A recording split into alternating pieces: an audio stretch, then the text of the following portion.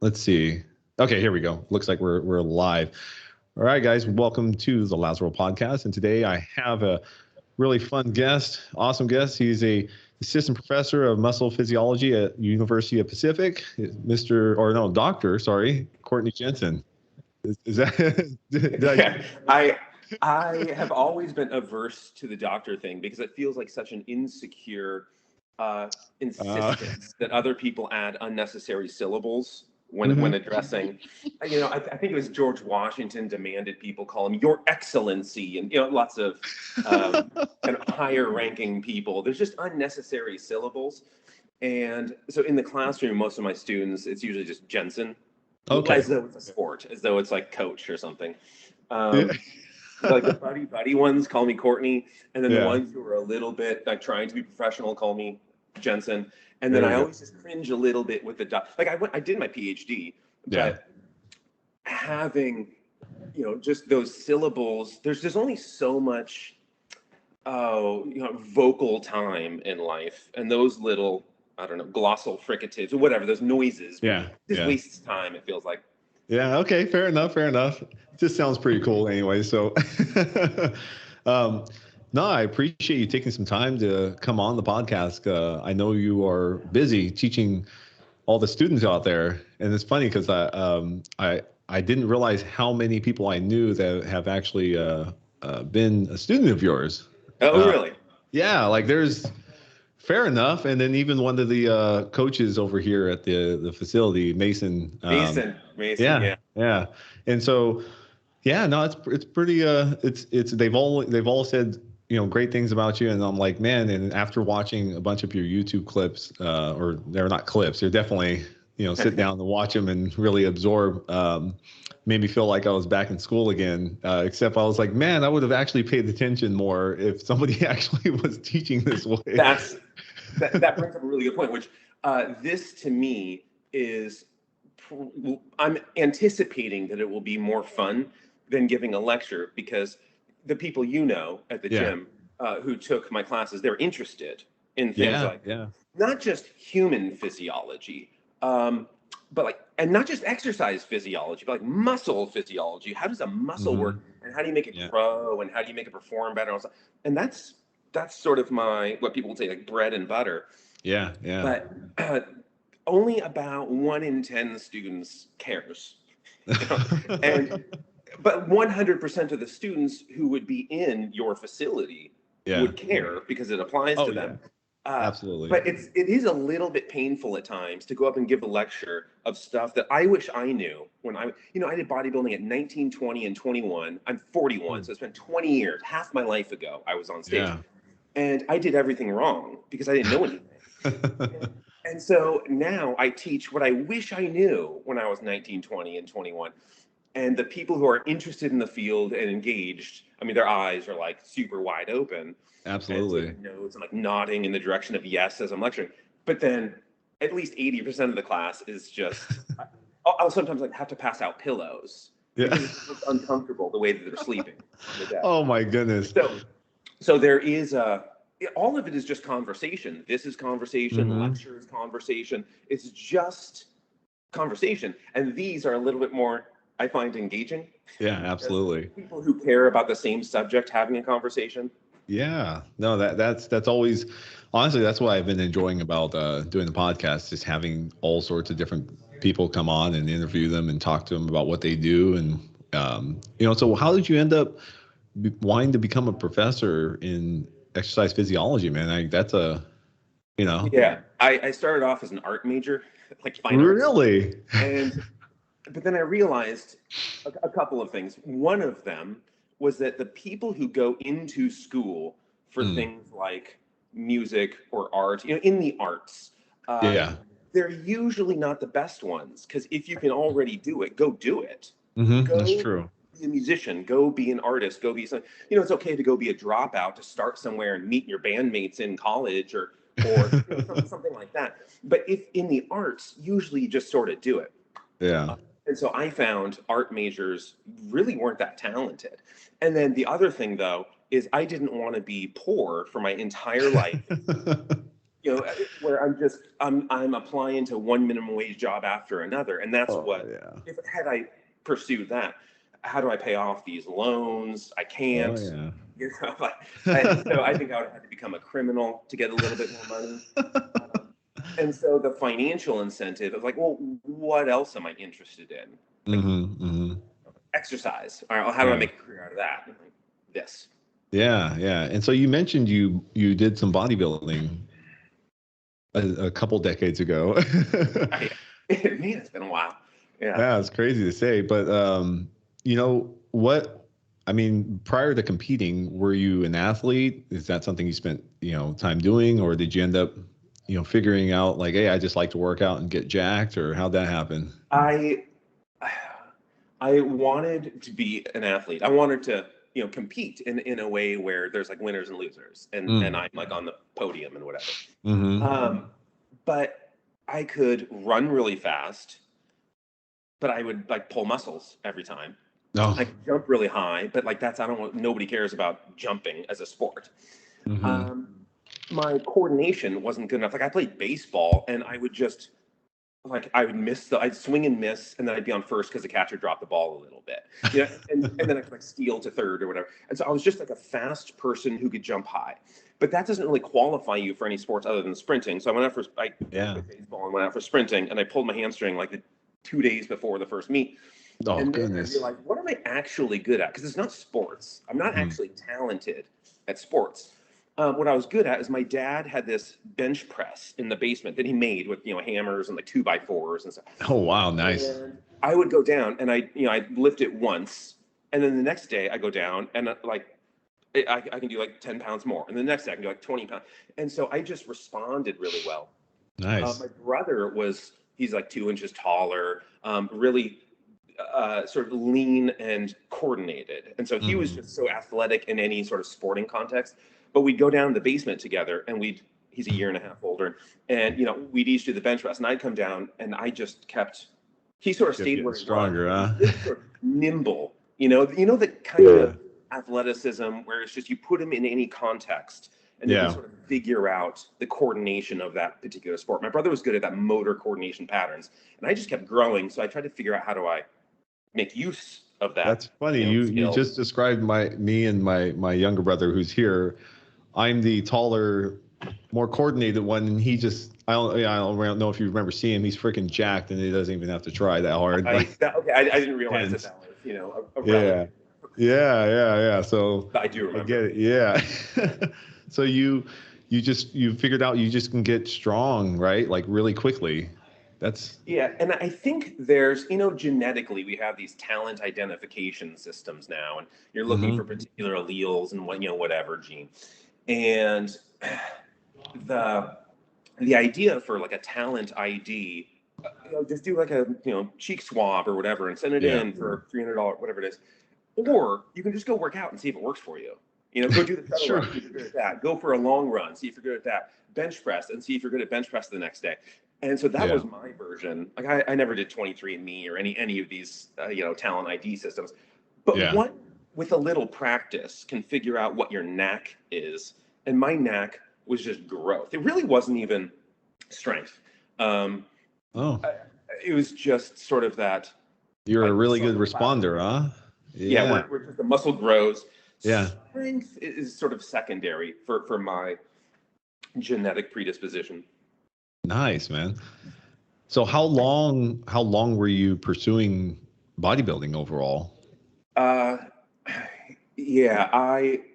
started lifting weight, when you're like a kid and you have no idea what works, and so you're just doing like tons of push-ups until you injure your shoulder, thinking that's somehow of value.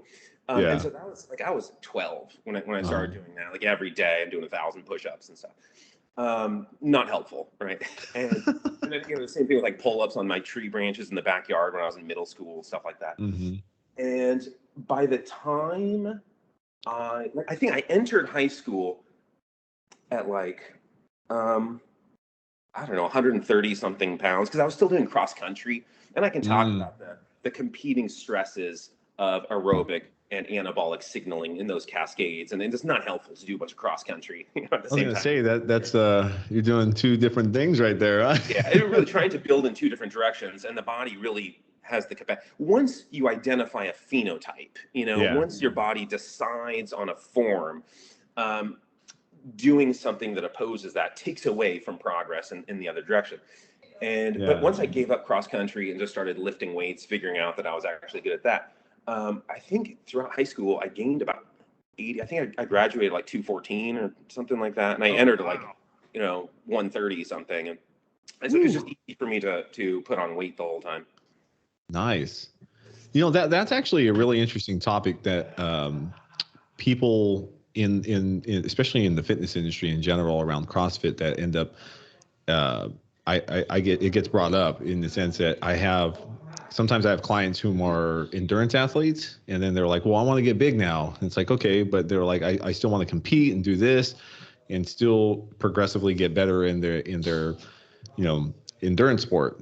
And so like what, I've heard of there's people out there that are huge proponents of what they refer to as like hybrid training, and they say that you can do both. And like so what are your thoughts, or what does the literature say? Yeah, that one's complicated. So there are several studies that have come out that said you can do aerobic and I'll just anabolic or whatever. It's not necessarily anaerobic, but some sort of hypertrophy anabolic training with aerobic training and make progress in both directions. There are studies that say that, but those studies are on recreationally active 18-year-olds. So it's just a bunch of college students, and they've never lifted weights before. So you look at all of these studies, and there are people who have never lifted. And so what does recreationally active mean? It means they like walk to and from class. Occasionally they go to the university gym facility and ride the recumbent bike or whatever.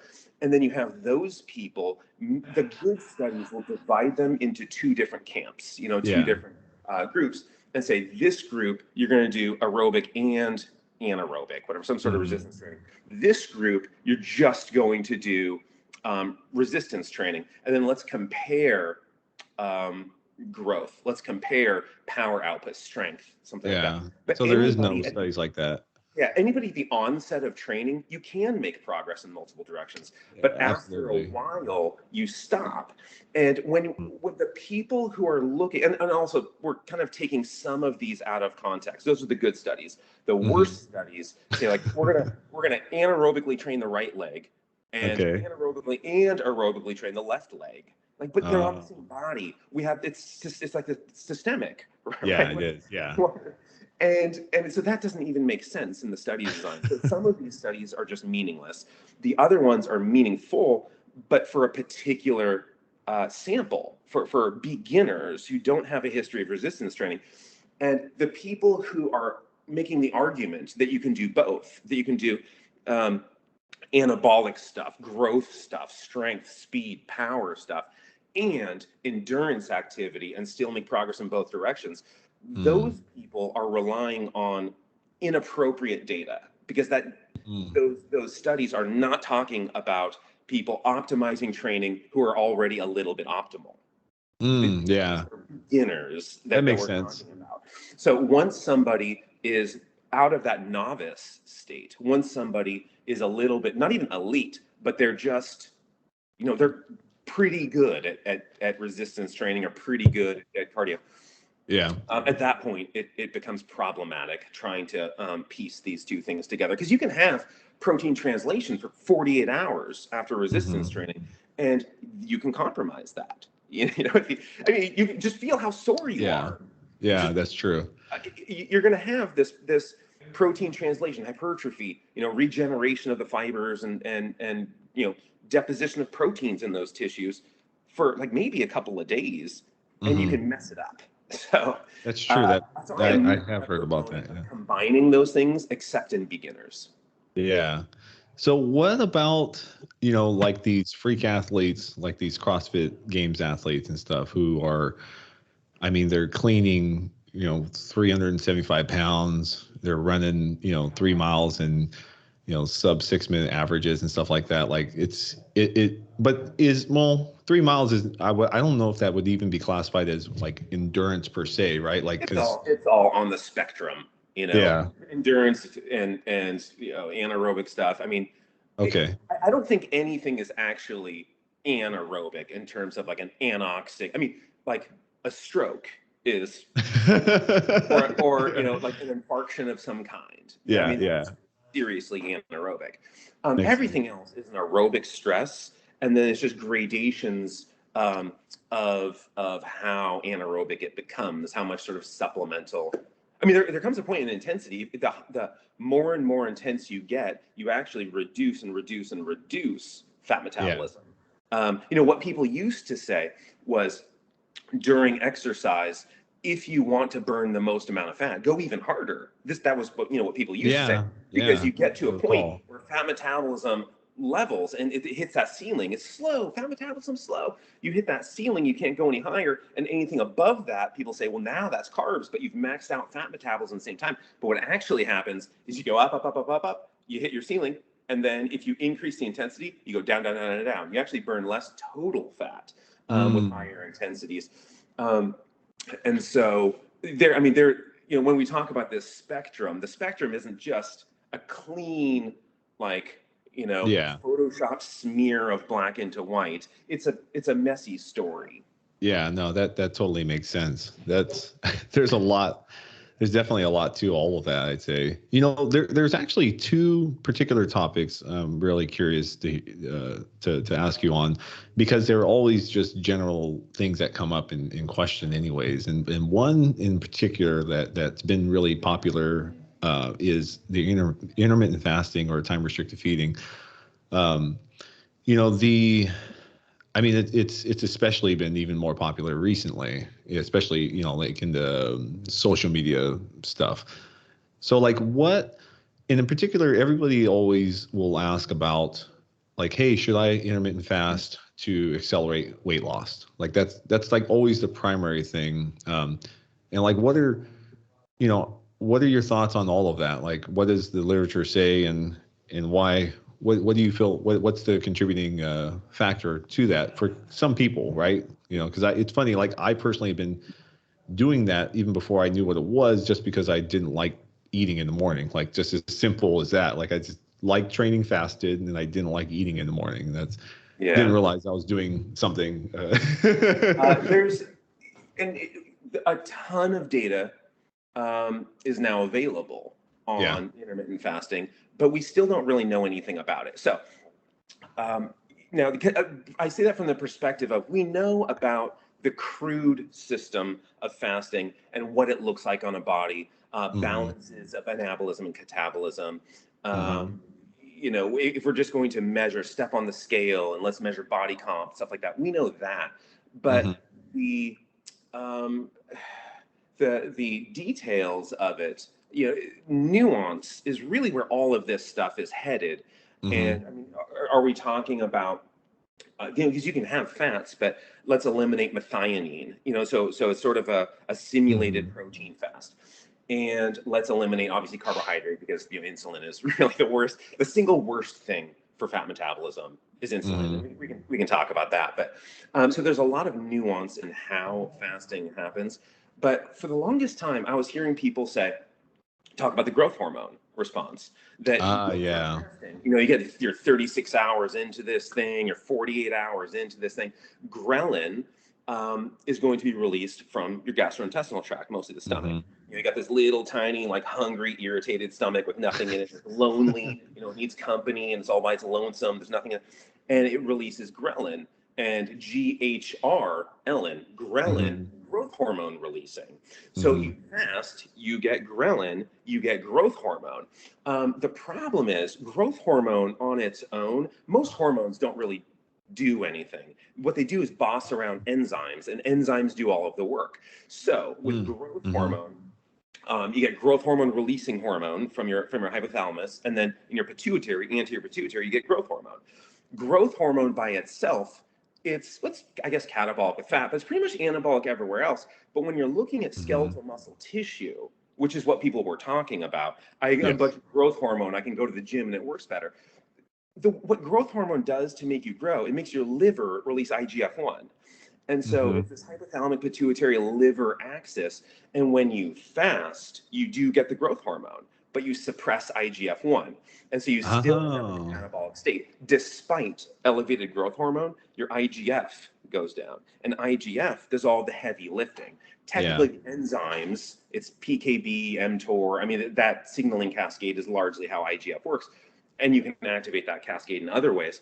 But IGF really does the labor that people talk about with growth hormone. And so when we're looking at these balances of anabolism and catabolism of fasting, you do become catabolic, but in the short term, you don't seem to get a metabolic crash short term. And so what would you say that is, though?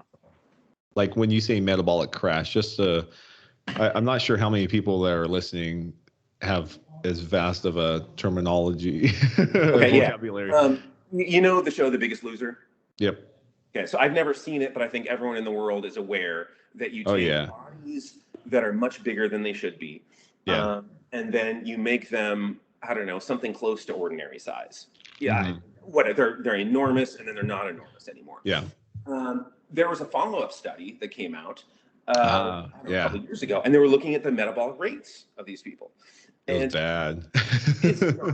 This is not what you want to have. And when you look at the metabolic rate, I mean, the basal metabolism. I mean, you know the stuff like the basal metabolism. That's like everything you burn.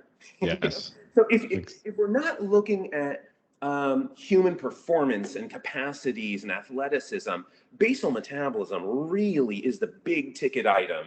Everything else is not just secondary, everything else is tertiary. Everything else is relegated to this domain of unimportance compared to basal metabolism. And their basal metabolism's crashed, and then they regained nearly all of their weight. Not all of it, they're still a little bit lighter, but their basal metabolism is still like nothing. It was just destroyed for what appears to be forever. Now, these things can be recovered, but losing weight faster than a couple of pounds a week, I don't care how huge somebody is, losing weight faster than that, there are consequences. And when we're looking at extreme dieting of any kind, fasting is extreme, but it can be done in a non-extreme way. I fast. I have been sort of lazy and hungry, and so I haven't fasted. But normally what I would do is I would fast once a week for 36 hours. Okay. 33, 34, something like that, where I'd go to bed one night, the next day I would eat nothing. I'd drink a ton of water, but eat nothing, and then wake up the following morning and eat at that point. I do it once a week.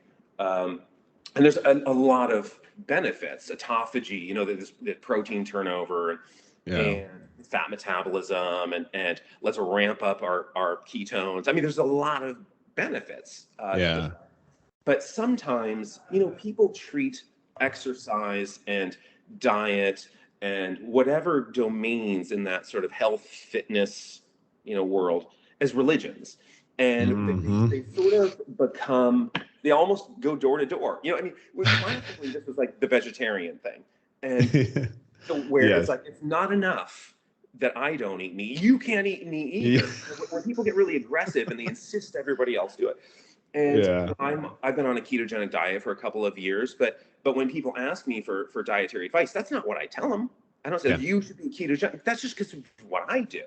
And so there's a lot of exercise sort of proselytizing, and that part of it with fasting, it's one of them. Fasting is sort of a really quickly emerging religion in health and exercise science, and I think there's a lot of value to it, but our understanding is still emerging, and the facts haven't settled yet.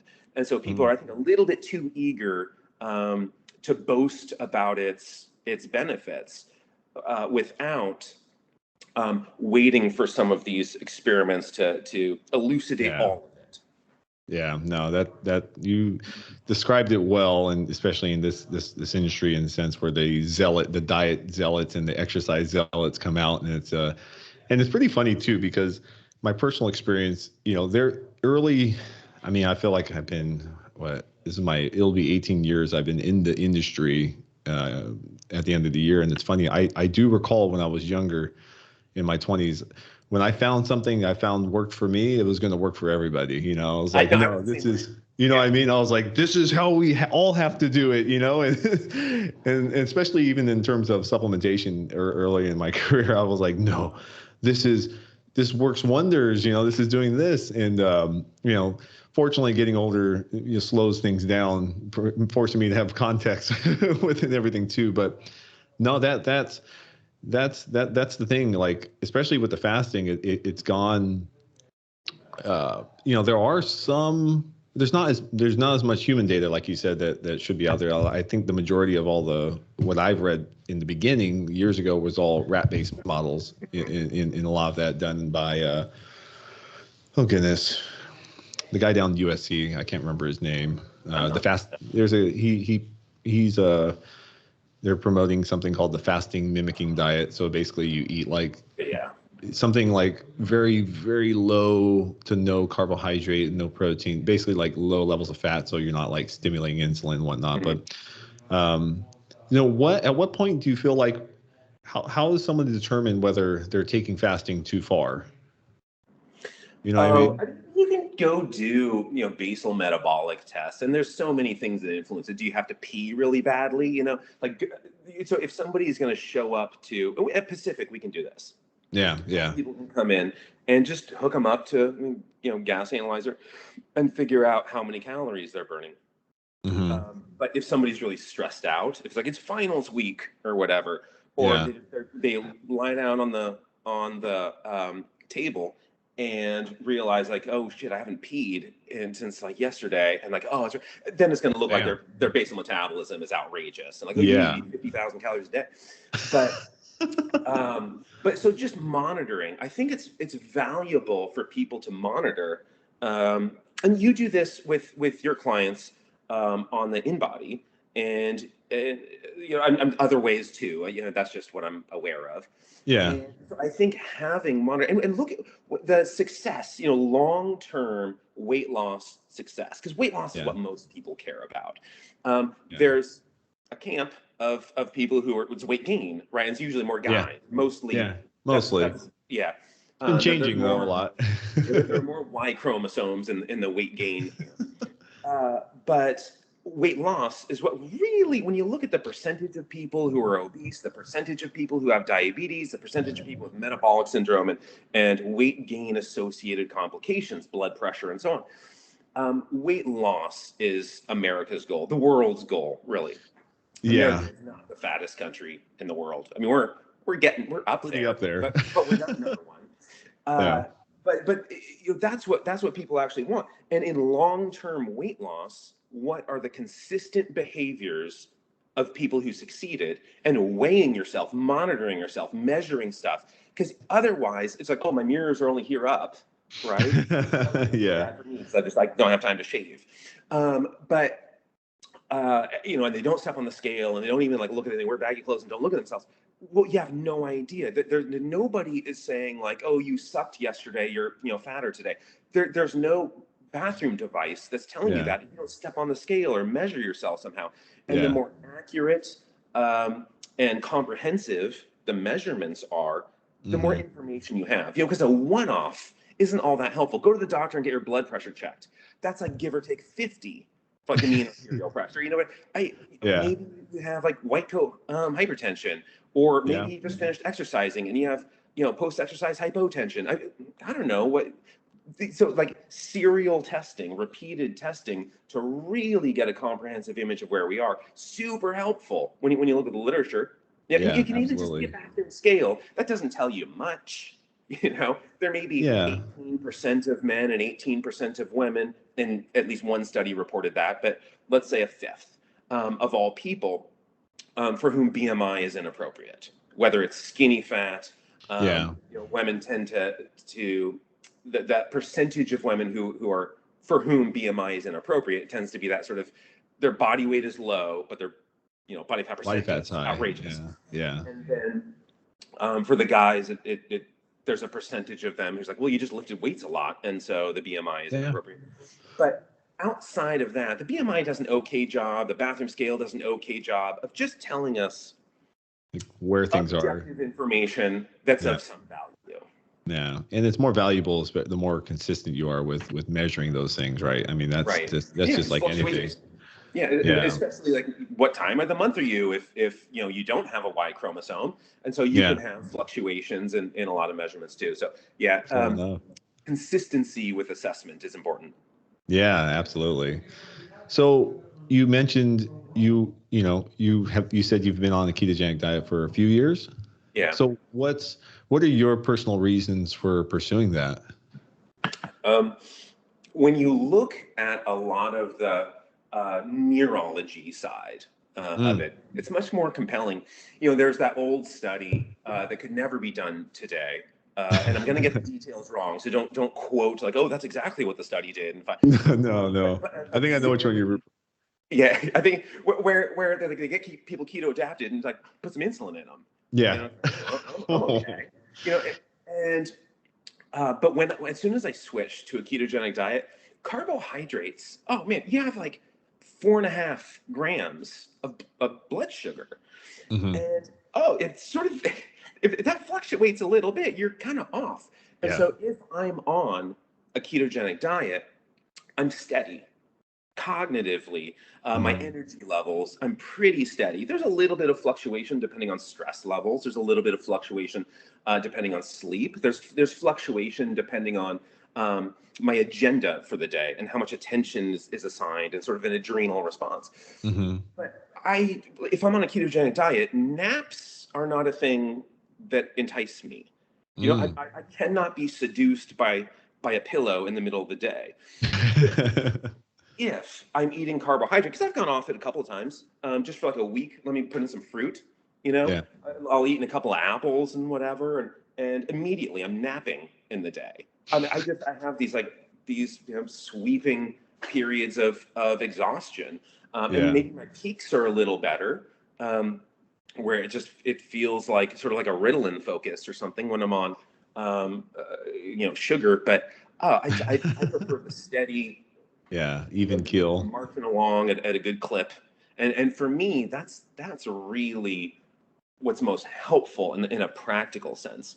But then looking at a lot of the data, and again, I don't like to exaggerate or overemphasize the value of a ketogenic diet because it works for me and Yeah. it works for a lot of people. But some people, it's horrible for.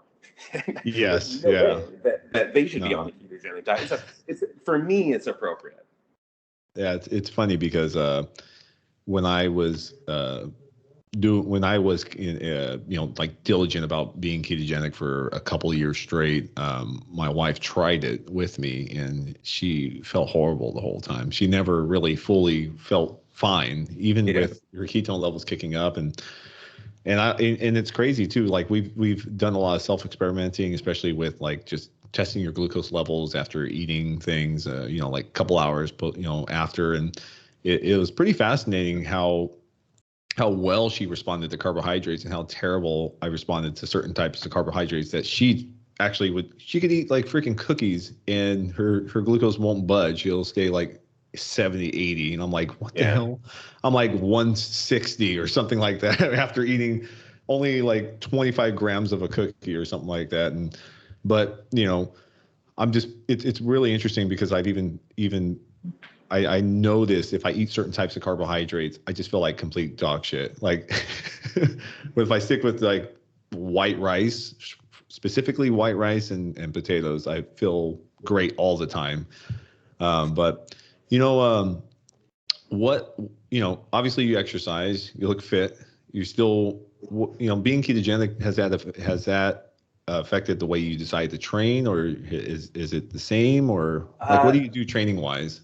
yeah, lots of. But actually, before we get to that, I do want to comment Yeah. on the difference between the cookies, Oh yeah. doing your rice and the cookies.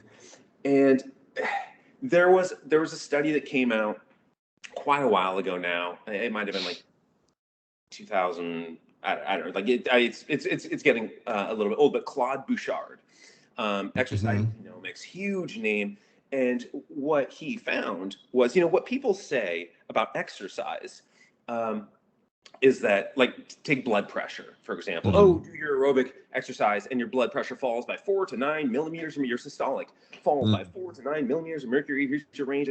And we have these recommendations for exercise in the same way that we say, here's what people should eat.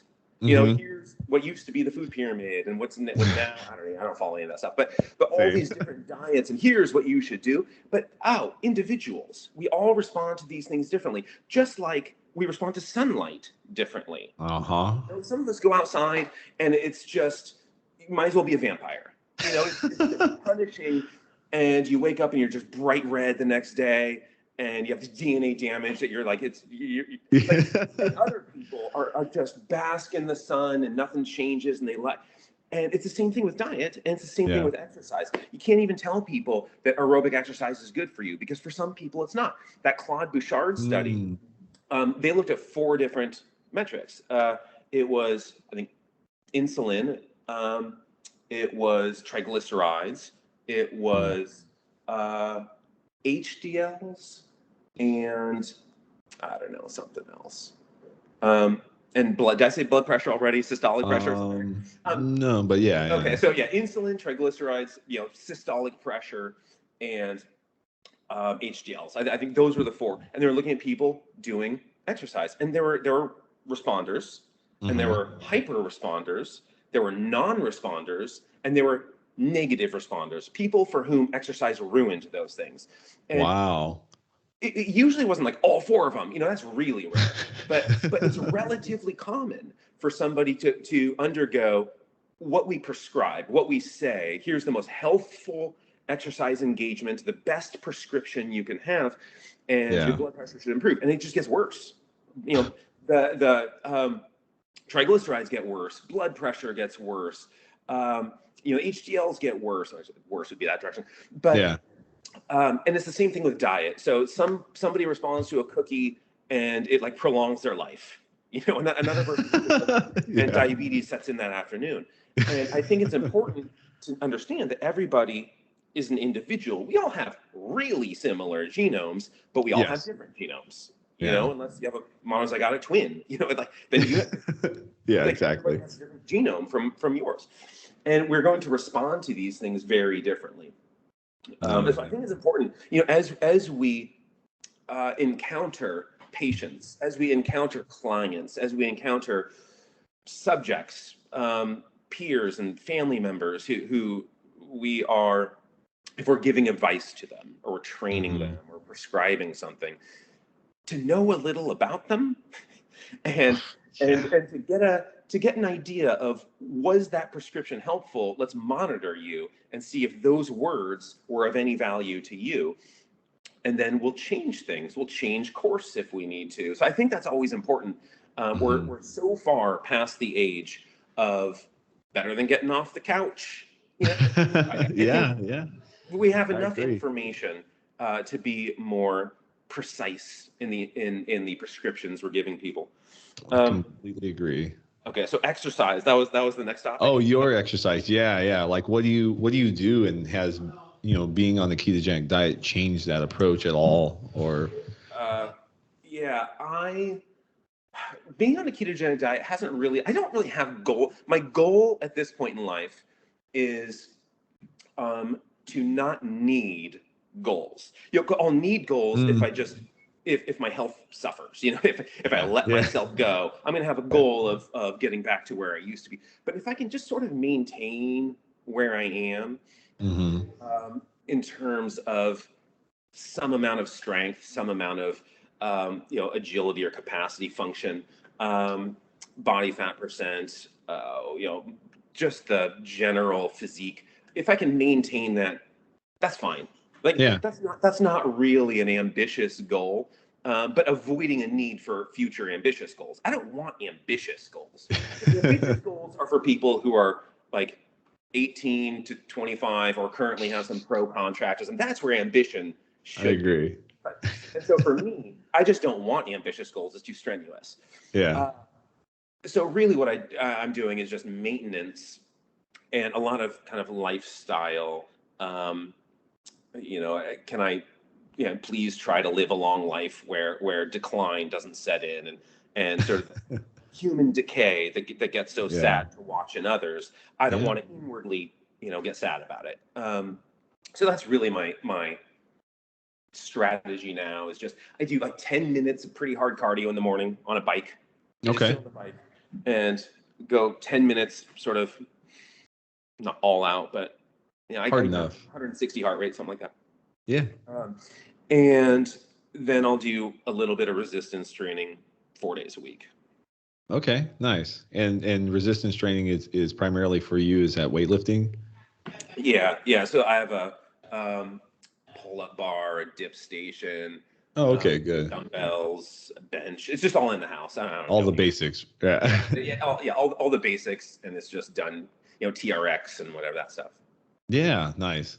You know, it's interesting. You mentioned like that study, but it just really makes me think about a lot of the people I interact with, and then talking to various trainers specifically, because they'll swear up and down that their program is for everybody, and I'm always like, that's always like a red flag to me, because I'm like, man, that's I don't see that being possible, especially with as much diversity in things that I personally tried and known where I feel better and what I feel better doing. Because our facility is essentially primarily a CrossFit gym, but I don't necessarily feel the best if all I'm doing is CrossFit style programming.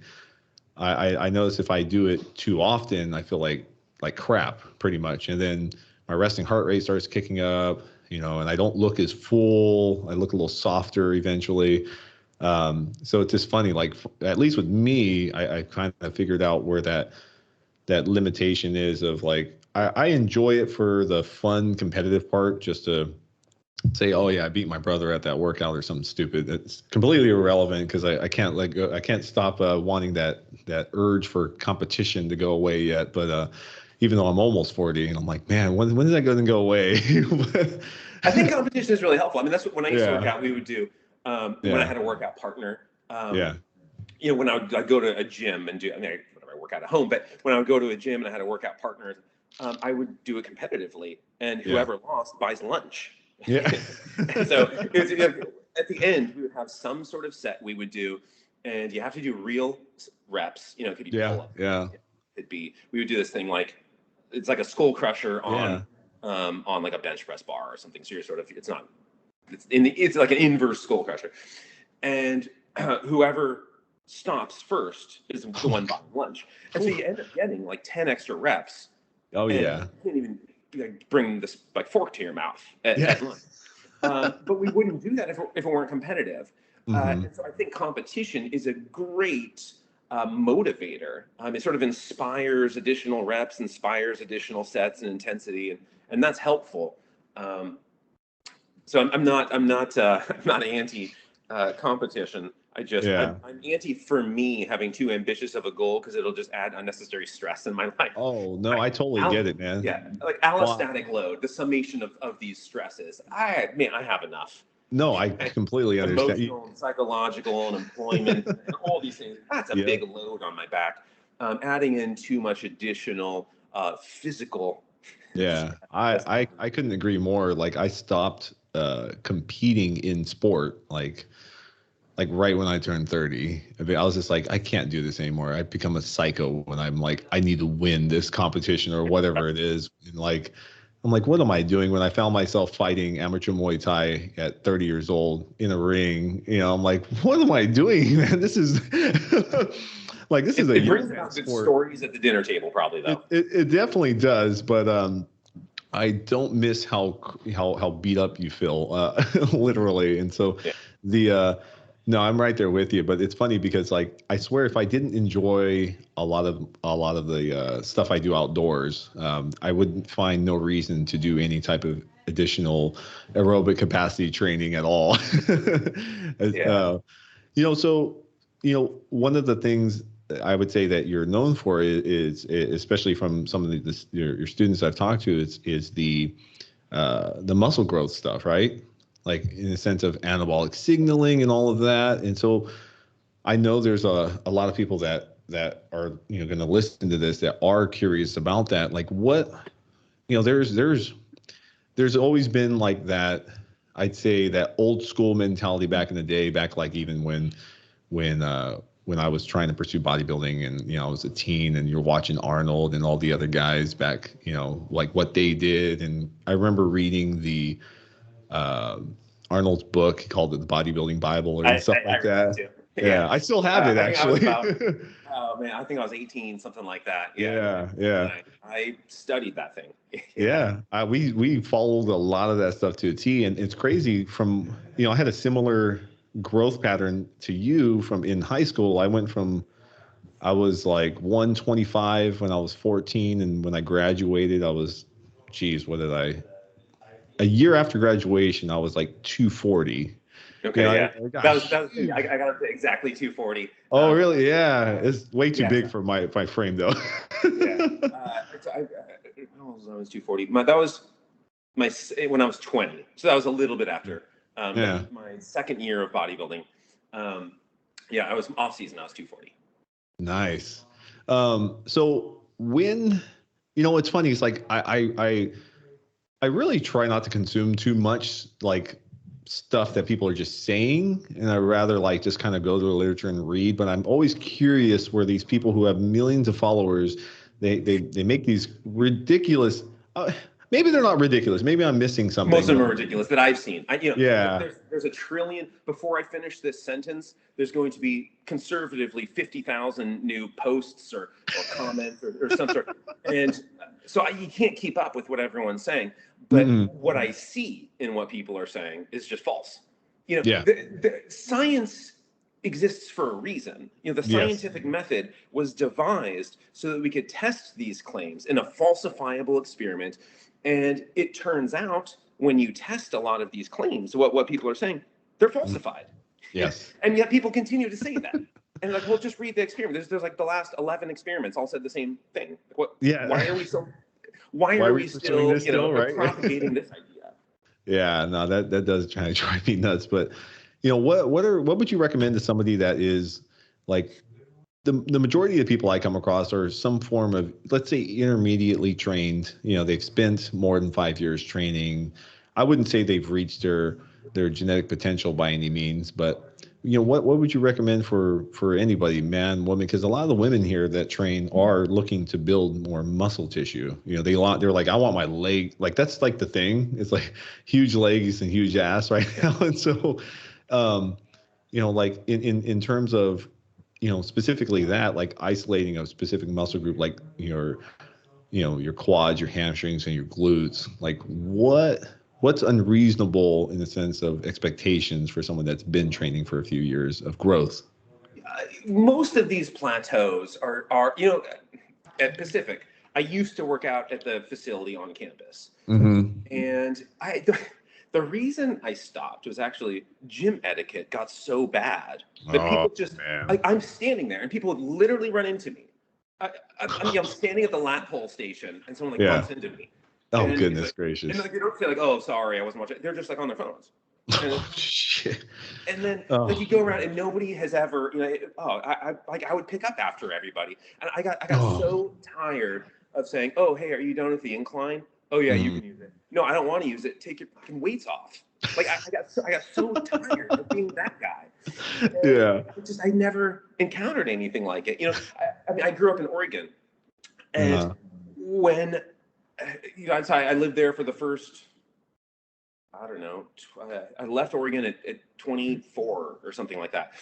And there was this Salem, and there was a really nice gym called the Courthouse, and everybody had etiquette. And there was some huge people there. And so I never thought of myself as bigger. Even when I was 240, I wasn't the biggest one. I was a little over 5'11", right in that space between 5'11" and 6 feet. I have 3 herniated discs in my back, so it's probably closer to 5'11" now. But I always said 5'11" because 240 sounded cooler at that height. Yeah, absolutely. But I wasn't the biggest one, and so I sort of knew my station. I was young. There was a guy there who was a recently retired professional football player. There was somebody there whose arms must have been, I don't know, 23 inches or something. Oh, There goodness was gracious. real people there. Yeah, I yeah. started doing my station, and everybody had etiquette. And then even when I came to Pacific for my master's in 05, 06 or something like that, Mm-hmm. and etiquette was here. Recently, it's just in the last decade or so. It's these damn things. That's why. I think that's what it is. I'm telling you, that's it drives me nuts. Incapable of Just focusing on their workout. Or communicating with mouths in real time. The non-thumbs, like they have a hard time with words. Yeah. But yeah, people are running into me at the gym. It was just, so I ended up leaving. But what I would see when I was there is the guys would come in their tank tops, and I'd see them as freshmen, and they would leave as seniors, and I couldn't tell the difference other than their hair or their complexion. Oh no. Nothing changed. Really, nothing changed right here. Yeah, does that mean that these college freshmen had reached their genetic ceiling at whatever it is, 18 or 19 or something like that? Well, no, they're just doing it wrong. And so what I used to teach, now I just sort of teach straight science and whether people are willing to kind of listen and engage and make the most of it. But to try to connect with people early on, I used to teach like, okay, there's a premise. This premise is you're going to gain weight. What do you need to do to accumulate muscle tissue? And my phrasing would be that there are 4 boxes you need to check. And it was just, people would go to the weight room and I said, just go check your boxes.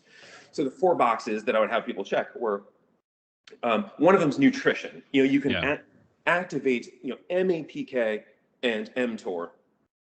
Those intersect, and there's a lot of overlap, between these two signaling cascades. But this kind of PI3K, PKB, mTOR, that signaling cascade is really I5. There's other ways to go from Stockton to, or you're in Lodi. Are you in Lodi or Stockton? Same difference. Yeah. It's like right on the cusp. To go from the 209, right? Yeah. To go from the 209 to the 503, whatever, like, Portland and St. Louis stuff. But I5, that's the best way to go, and that's where all the traffic is going. And so it's similar to that in these cell signaling cascades for how hypertrophy works. How does a muscle actually grow? And so that PI3K, PKB, mTOR cascade. And so what I would say, check the 4 boxes. One of them is nutrition. There's very specific ways to activate mTOR nutritionally. And then I would say there's an immune system and chemical activation.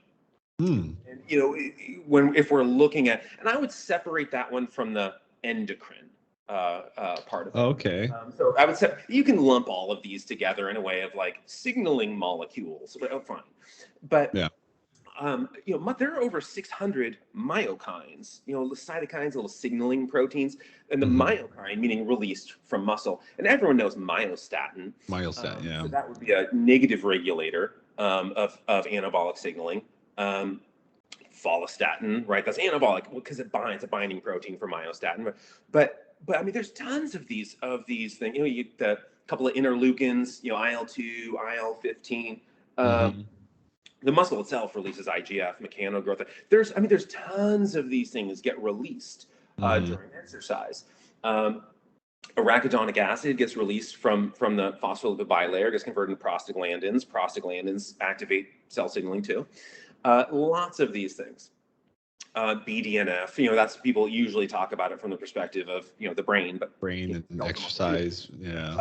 Myonectin, spark. There's an enormous amount of these things. TNF alpha too. Lots of these are anabolic, and there's a way to elicit this chemical response, this chemical cocktail that is going to trigger mTOR signaling. There's, it's a lot of eccentric or eccentric loading. It's really what's going to emphasize that signaling. The concentric part doesn't really do it. Isometric does it better than concentric, and concentric is it's just right about the same as passive stretching in terms of a lot of its anabolic signaling.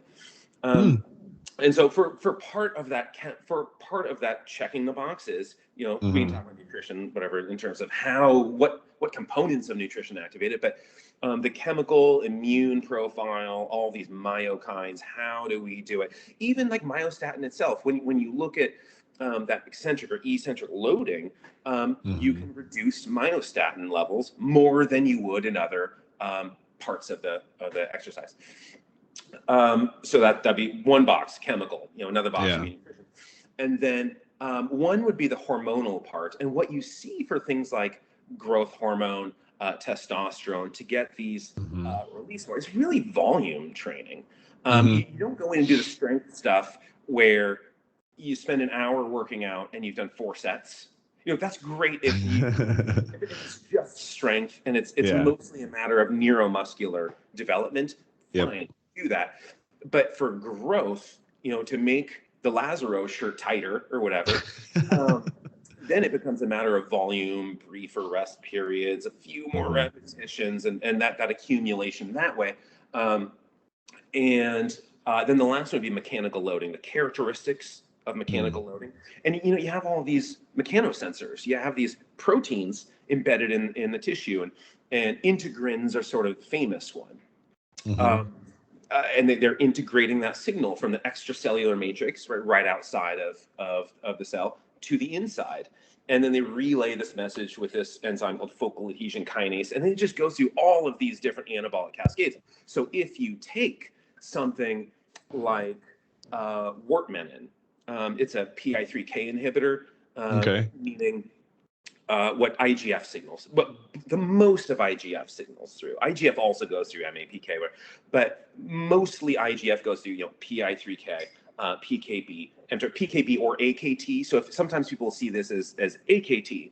Mm-hmm. The original name T is for thymoma, thymus cancer. It's like Oh, the yeah. original names are sort of stupid on these things, but protein kinase B, PKB, that cascade to get to anabolism.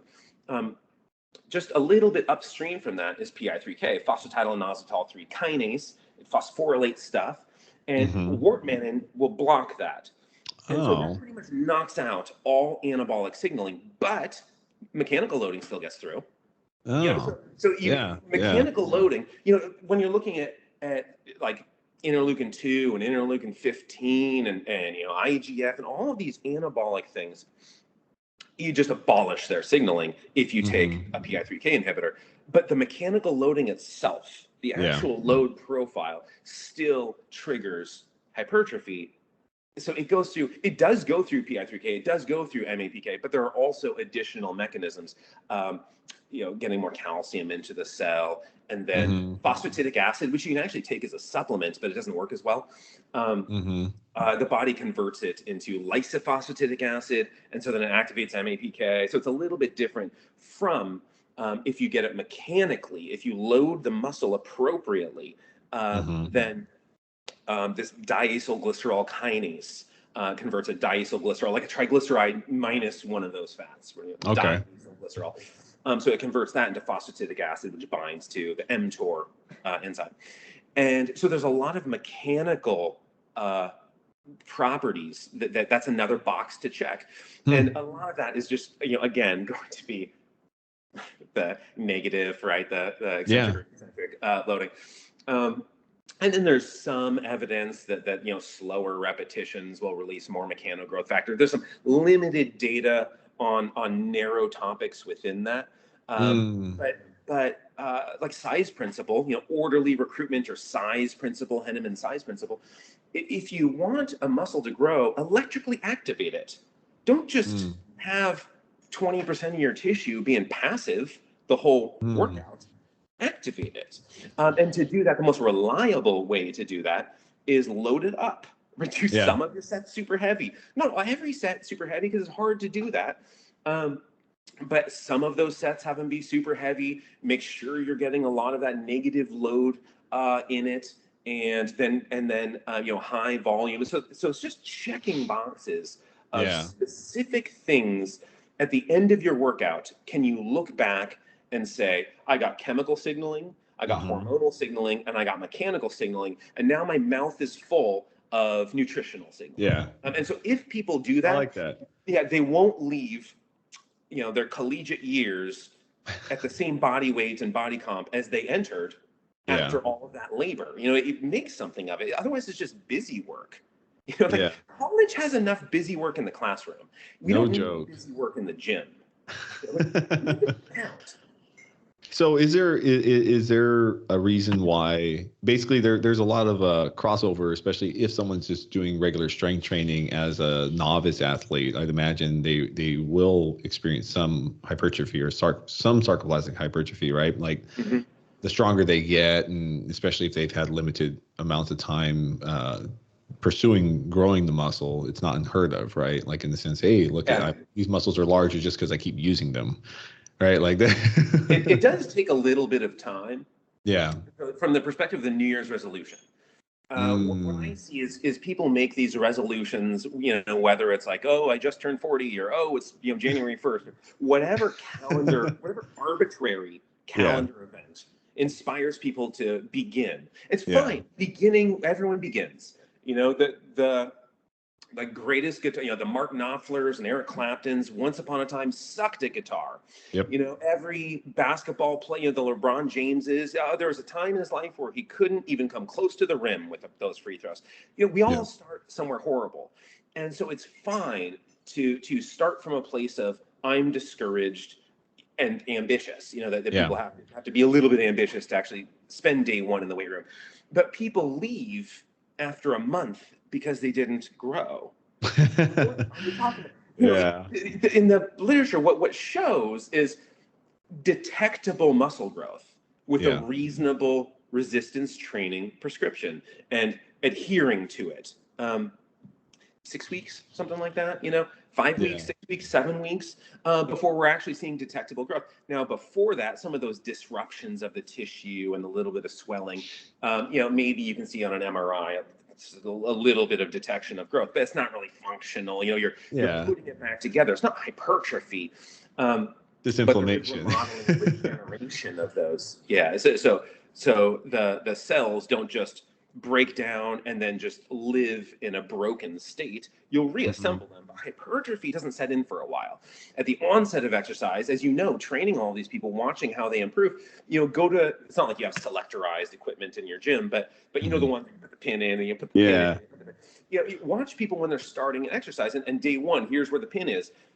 Next week, the pin is here. Next week, the pin is here. Next week, the pin is here. And yet, look in the mirror, nothing's changed. That's very true. Has not set in yet. We get stronger from better rate coding. The frequency of these motor nerves firing.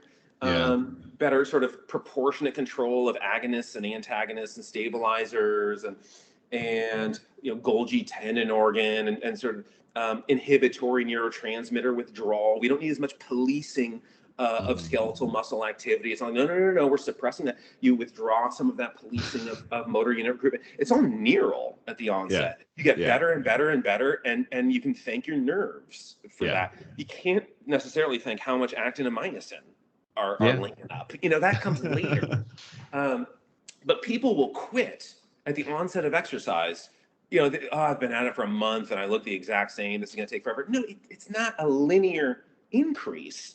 At the onset of it doesn't just go like that. I mean, it's just like it's like spontaneous. It's like barely, But manipulating some of those training variables, right? Manipulating the way that we are incorporating a lot of these stresses and loads. That's going to optimize the rate of how steep that rate of improvement is. No, that totally makes sense, and this would actually explain a lot about how prior to even a lot of the research coming out over the last decade, these bodybuilders back in the 60s and 70s, just sheer amount of volume, and you look at like bodybuilders like Menser, for example, like he was just known for just destroying his muscles, and just high intensity, just huge amounts of volume, and it's kind of like you look at it, it's like, well, I mean, I would hope like you would get some that type of response with that much intensity, and maybe genetically is great, and then obviously they're all slightly enhanced. Yeah, there's some androgens on board. I don't think they were doing Yeah. huge doses, because I think No, you would have yeah, seen some of the body composition, so those morphological traits of huge doses back then. So I think yeah, they're modest relative to today's doses, but it was just very much so. augmenting some of that response. Yeah, Yeah. and it's funny. Like on that topic, it's crazy the amount of gear some of these guys are taking from. It's not like I'm not going to say I know. I'm not an expert at it by any stretch of the imagination. But when you look at like what the like how much the dosing that the Germans were saying in some of their research, and you're looking at, you're like, dude, they're like tenfold over like on a weekly basis. Like, how is that even? I don't know. It's kind of crazy. They started introducing insulin and different things like that. Yeah, the old female East German swimming team. Yeah, Go back to the 80s, and it's just, I mean, they were like okay at first, and then they come yeah. out and just won like every single gold. Like, I mean, and they had these arms that like make me insecure. Just And jacked. at the Yeah, end of the lane, they're like, yeah, I did it, whatever. And but what the coach said, when the media starts to say things like, we have weird bodies and weird, they don't sound like females when they talk, their voice. And the coach said, and this is the quotation, "We came here to swim, not sing," as an excuse for we drugged the shit out of these people. yeah. I was just gonna say But because they were. it does illustrate how effective steroids can be. Yeah, Because a lot of what people say about steroids, like, oh yeah, they can ruin athleticism, and like an aquatic sport, you sink. Well, just like look at yeah, history. Look at who's yeah, succeeding. Look who won gold, and let's see what's on board. yeah. So these things Exactly. are very effective. But yeah, as you say, some of these doses have become extreme to an extent of concern. Have you heard or what's your knowledge of the SARMs right now? I don't really follow it. Yeah. So Okay. that gets a little bit out of what the reading that I've done. Okay. Yeah. Yeah.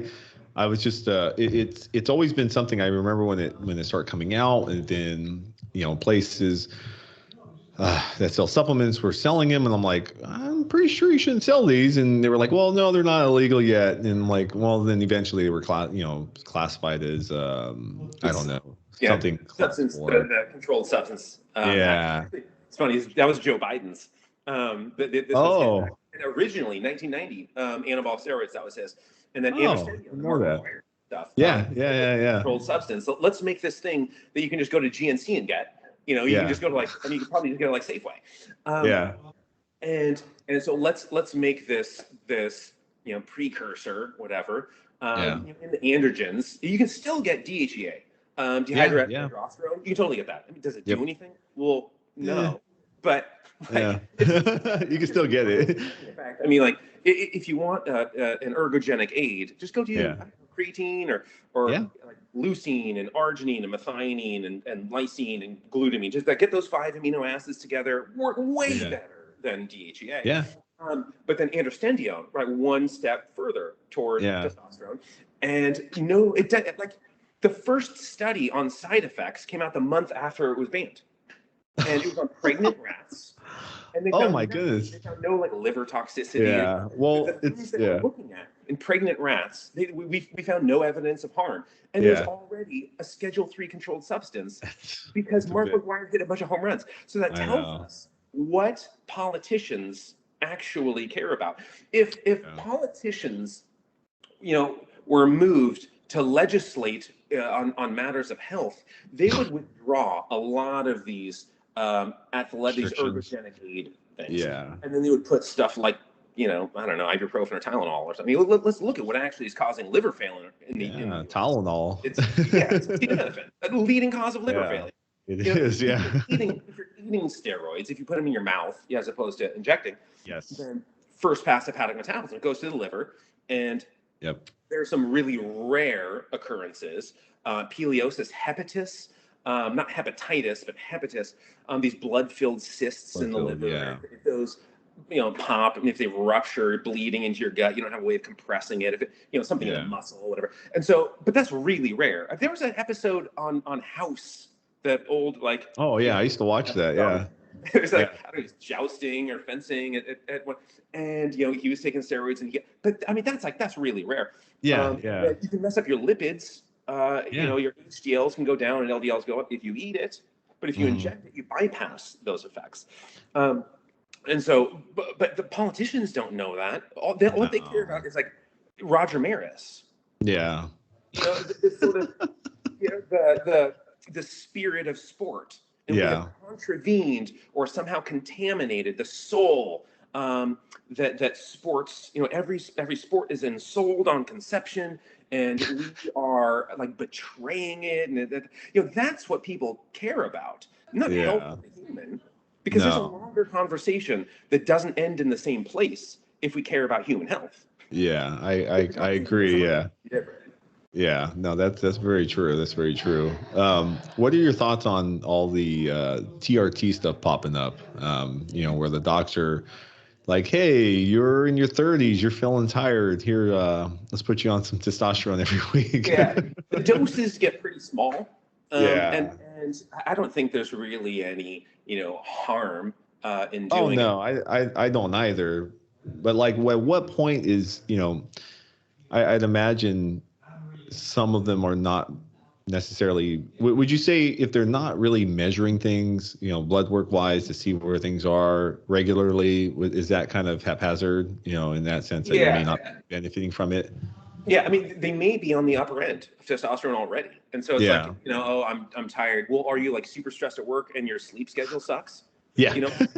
Okay. We like bad sleep. Sure, your testosterone will come down. But maybe what we need to do is go to bed on time. Establish better circadian rhythms. Be consistent in your schedule and enough with all like the crazy screens in the room and maybe that's the cure. And the cure isn't a needle. Or whatever cream or whatever mode of delivery it is. But so I think sometimes, and again, I never did anabolic steroids. I did creatine and a bunch of amino acids and phosphatidylserine and I don't know, carnitine and I don't know. That's like that's about it. HMB. Right. Oh yeah, I remember that. But HMB, it still is a metabolite of leucine, and it's anti-catabolic, and it seems to work a little bit differently from leucine. But so I just that's like all the stuff I did, but that doesn't mean I'm opposed to steroids. If people make educated, I'm opposed to like drugging other people. If it's some like government sports program, and give us your children. Yeah. Give us the children who show capacity or show promise in some direction, and we'll really push them in that direction with vitamins. Okay, I'm opposed to that because there's places that do that. No. There's a victim there. Yeah, absolutely. Somebody making an educated decision, understanding the costs and benefits, and weighing those risks and doing it. You can do just as much harm with birthday cake. And nobody is legislating illegality or like, well, it's a misdemeanor, but did you eat 6 slices or what class of misdemeanor? Or did you sell the birthday cake?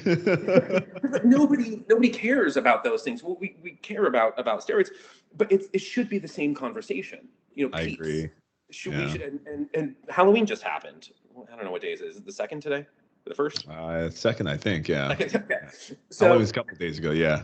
A couple of days ago, and I mean, there's like Twix and Twizzlers and stuff lining the sidewalk. Where people are like, oh, I don't want that. I don't know why people are throwing away Twix. I always thought those were good those tasted good. Indulged in that variety, but like throwing the Twizzlers on the okay, but these can cause just as much harm as the things that we are, whether it's THC or steroids or whatever. Why do we care about those things? It just doesn't make any sense. It doesn't. No, I agree. And it's even, even things like, I remember when they banned the ephedra, and they were using the examples of the baseball players that they were saying, oh, they died during spring training while wearing a sweatsuit, in 114-degree weather because of the ephedra, because they're taking 200 milligrams. Like that. Really, it was the ephedra that was the problem. Yeah, I don't think that was okay. it. Yeah. The same story about creatine and kidneys, but all Oh that gets God. overturned. Yeah. Yes. Yeah. There's a study that came out in the Lancet. That's a serious journal. Yeah. There's a case study about some, and I don't remember the particulars of it, but there was a guy with chronic kidney disease, and he was on creatine, and like, oh, my kidney disease got worse or something. Now, I'm explaining this in an insensitive way, Yeah. but and it was in the Lancet. I mean, this is one of the top journals in the world. Huh.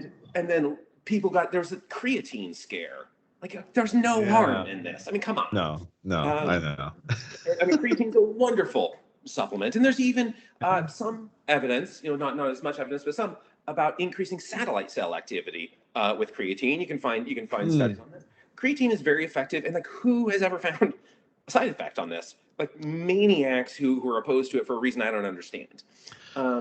Yeah. But yeah, the case studies, the case reports, I'm very frigid to those findings. They're idea generators. When you see a case study, there was somebody who died of X condition and they were on Y supplement. Let's explore that story. That's not a story, though. That is, here's an idea. Yeah. Why don't we take that idea into the lab? Why don't we take that idea into some sort of clinical setting and test it? Begin with epidemiology, which is population surveillance, and let's see if these correlations hold up. And you can do these, regression models. So you can hold variables constant, these confounders, things that could possibly ruin the connection between this variable and that variable.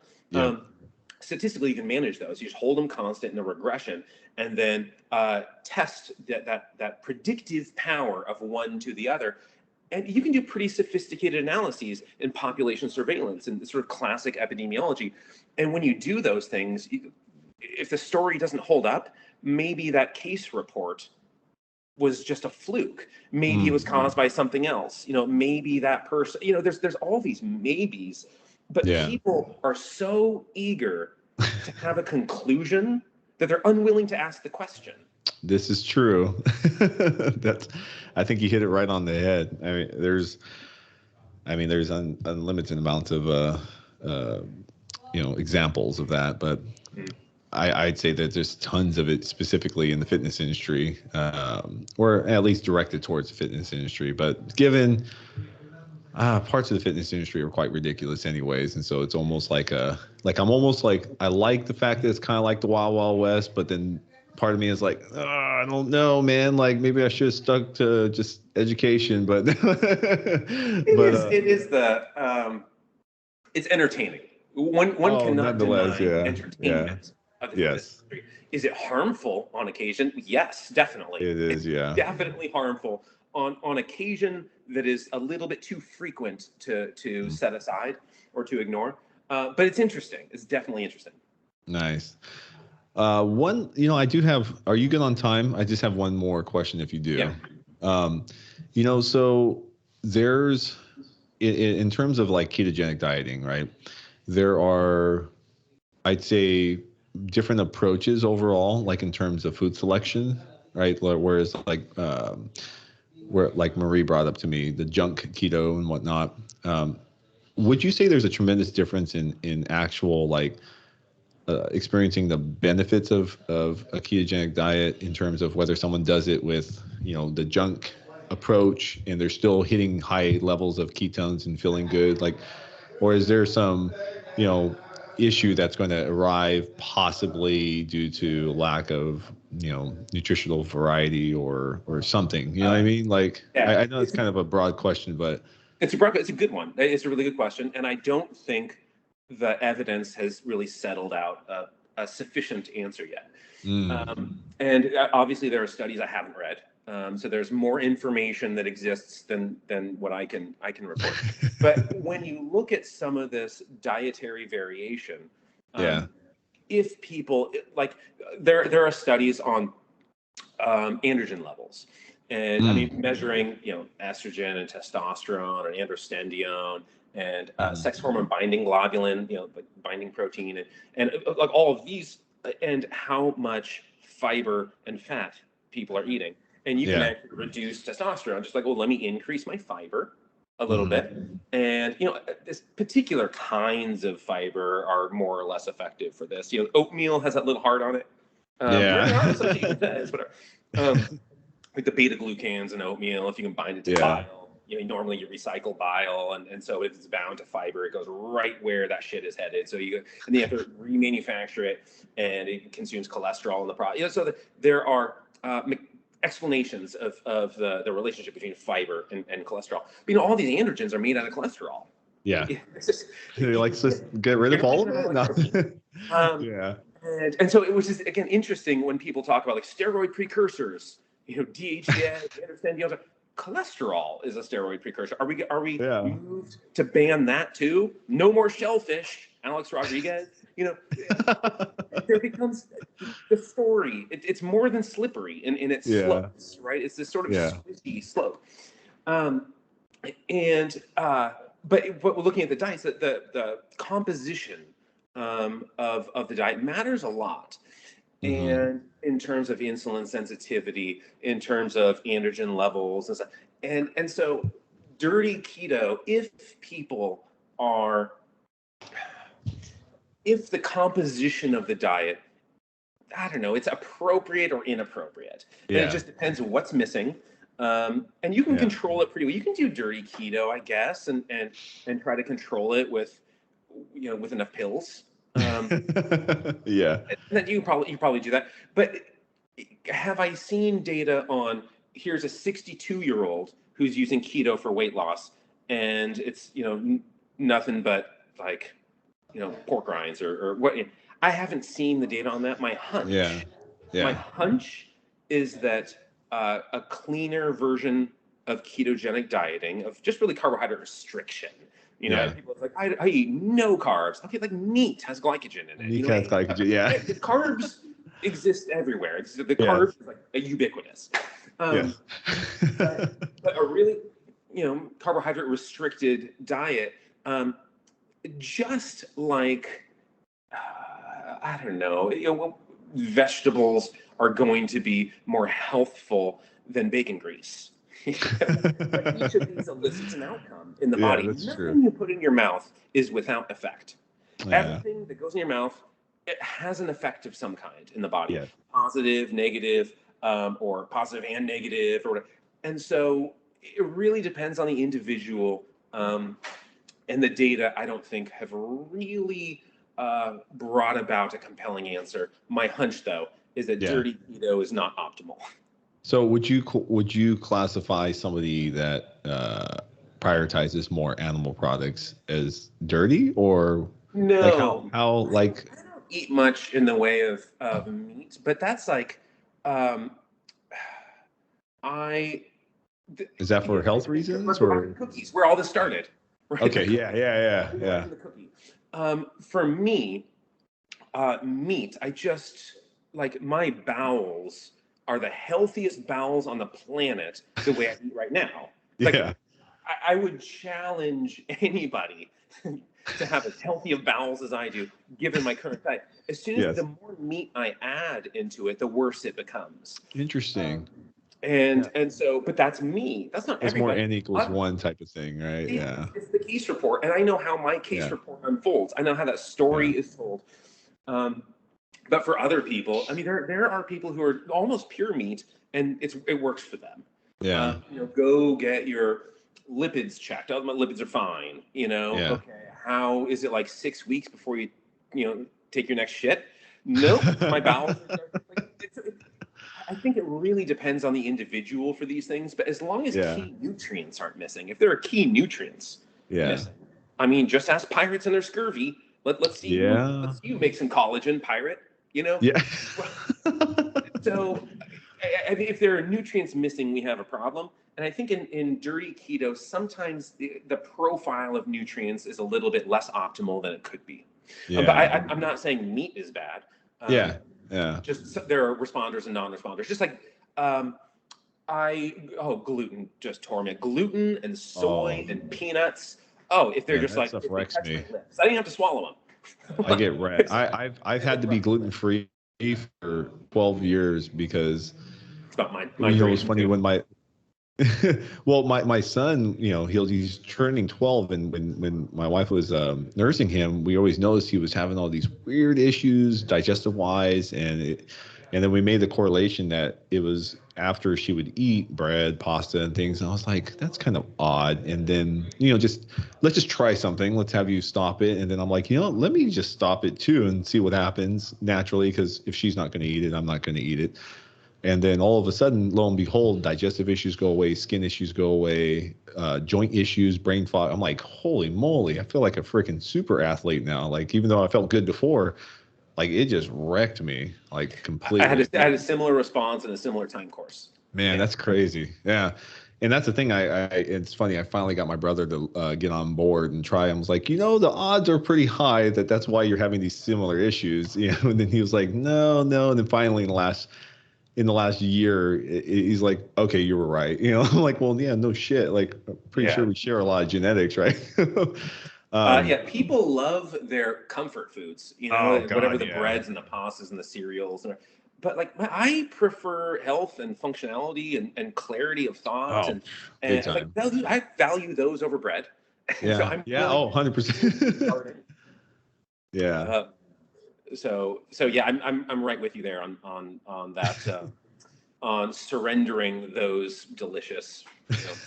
I'm not gonna lie. Like I'll find a gluten-free option once in a while and have at it and pay. You know, a lot of times when I do that, I'm usually doing some absurd amounts of exercise to feel like it compensates to a degree. I mean, Mhm. I can't say I feel the best, but I'm like, my sugar levels are probably not the greatest, but we'll deal with it for a day or so.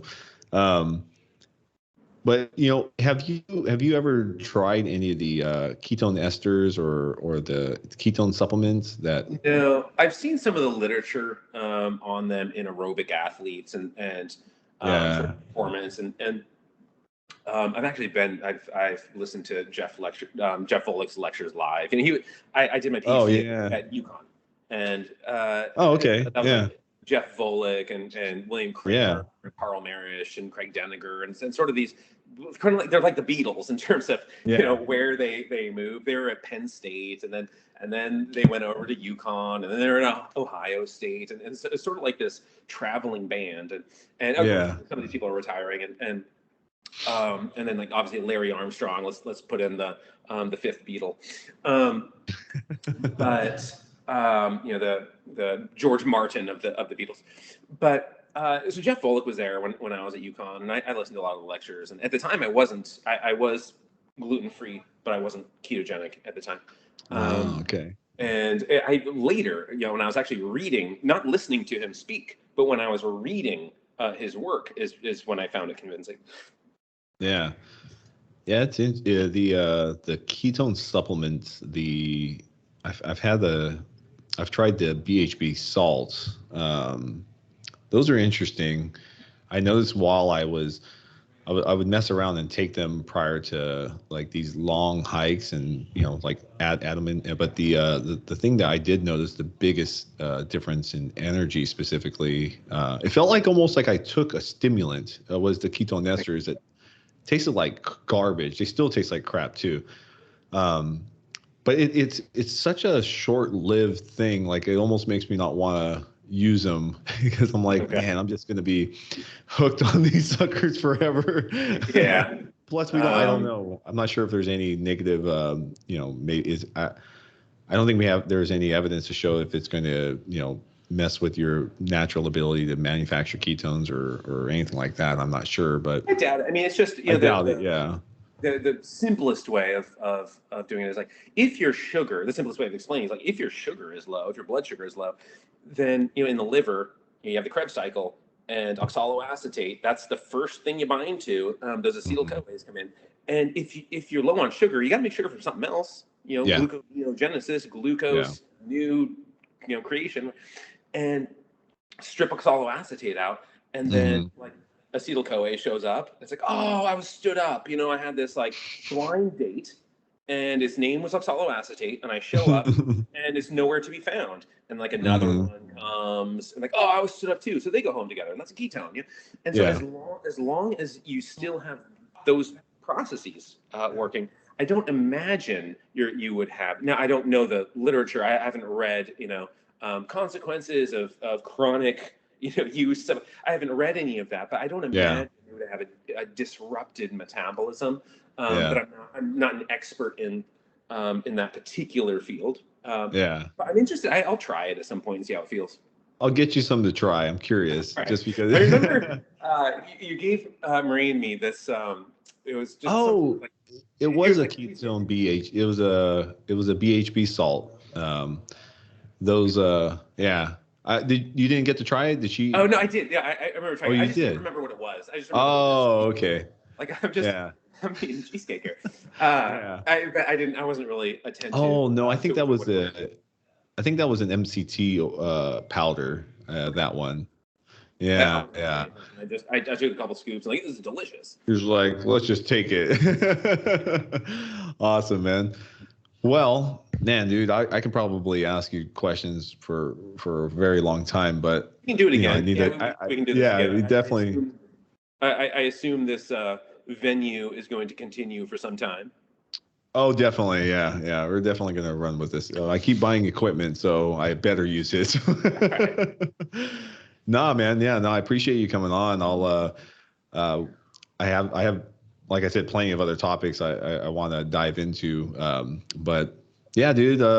Any how could people find you? And because you have your YouTube, Yeah, right? yeah. I don't really manage. I mean, I'm not good at managing my YouTube stuff.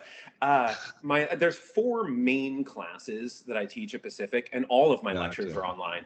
And so Okay. people can just watch every single lecture I've given in those four classes. Now, I've also taught exercise physiology.